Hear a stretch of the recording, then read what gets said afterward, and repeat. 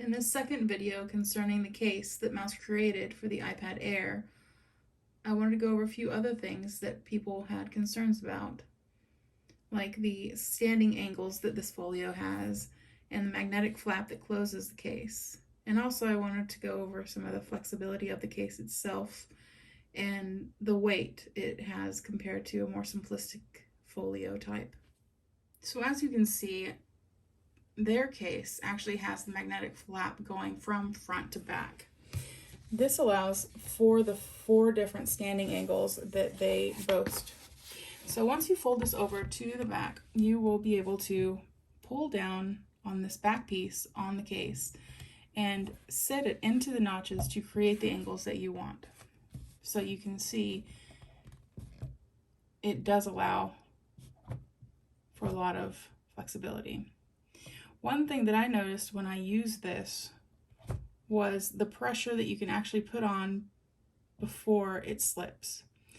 So when you have it all the way up here and you're writing on it, or if you're pressing on this case, it holds fairly well. But the farther you put this down, the less grip it has and the more probability it has to slip down.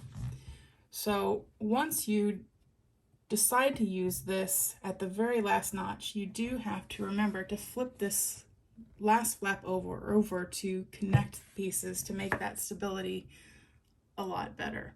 If you do not do that, then it's going to slip at the first little bit of pressure.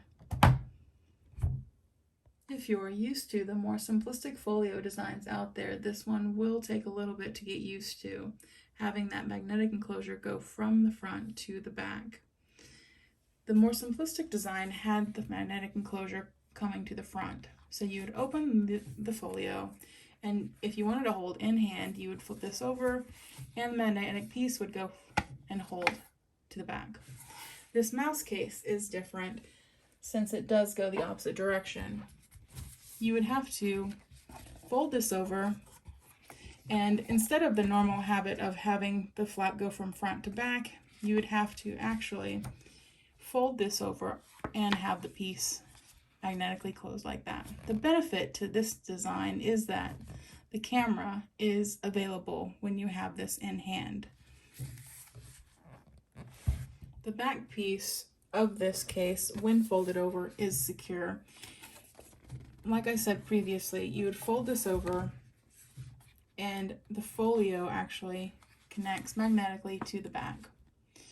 So it holds itself, from back to itself, but also the hinge over here and the magnetic piece here all hold together. So if you were to hold the case like this, you can see that it is all connected and it's not moving around if you move it without holding the back piece. One thing to especially keep in mind when purchasing this case is that it weighs about the same amount as the iPad itself weighs.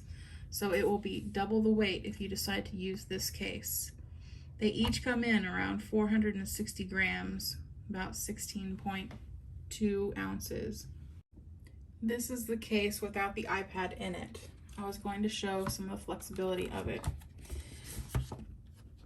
So without the iPad, it really is difficult to even try and bend it at all. You can bend it a little bit more on this side, but that is because there is this looser piece, like I mentioned in my first video, which is for the slot of the pencil. But it does not bend very easily.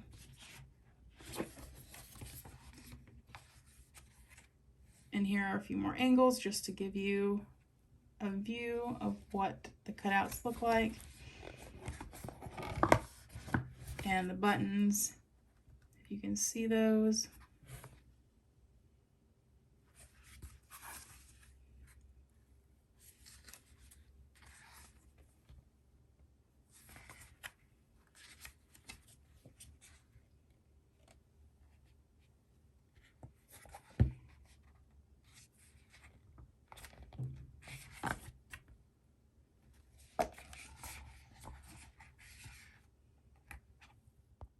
I hope this video was able to answer a few more of the questions that you had concerning this case.